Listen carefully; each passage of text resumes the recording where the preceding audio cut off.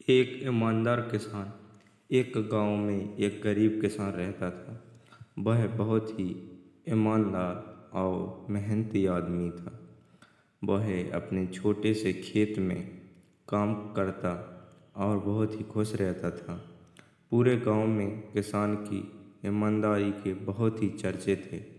उसका एक दोस्त था जो उस गांव के राजा के यहाँ सिपाही का काम करता था।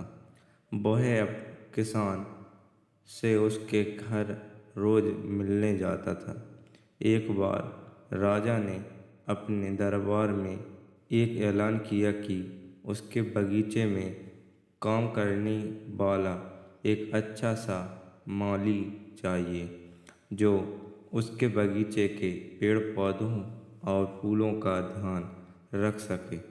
राजा का यह ऐलान सुनकर किसान के दोस्त सिपाही ने सोचा कि यही मौका है कि किसान से मित्रता निभाने की मैं उसे यहाँ बगीचे में काम पर लगवा दूंगा। उसका वह मेरा साथ भी रहेगा एवं किसान का भला भी हो जाएगा। यह सोचकर उसने राजा से कहा कि महाराज, मैं आपके लिए एक ऐसे आदमी को लेकर आऊँगा जो यह काम अच्छे से कर लेगा। तभी राजा ने उस सिपाही को आदेश दिया कि जाओ, कल से ही बगीचे में काम करने के लिए कह दो। उसी वक्त वह सिपाही अपने दोस्त किसान के पास पहुंचा गया और उसने किसान को बगीचे के काम की सारी बात बता दी और किसान ने भी काम करने के लिए खुशी खुशी हाँ कर दिया। अगले ही दिन अपने दोस्त के साथ राजमहल पहुंच गया। सिपाही उसे राजा के सामने लेकर गया और राजा ने उस किसान को बगीचे की पूरी देखभाल का काम सौंप दिया। राजा ने कहा, तुम अगर पूरी ईमानदारी के साथ काम करोगे तो तुम्हें 50 सोने की मुद्राएं हर महीने दूंगा। किसान खुशी खुशी बगीचे में काम करने के लिए हाँ कर देता है और वह उसी वक्त बगीचे में काम करने लगा। किसान बगीचे में बहुत दिल लगाकर काम करता था।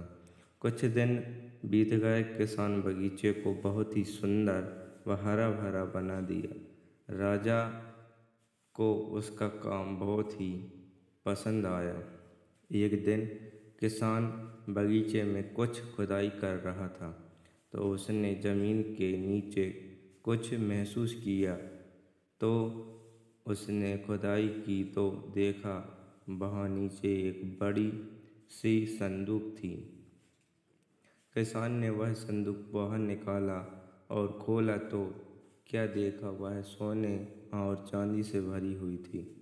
यह देखकर किसान बहुत खुश हुआ और अपनी ईमानदारी दिखाते हुए राजा के पास पहुंचा।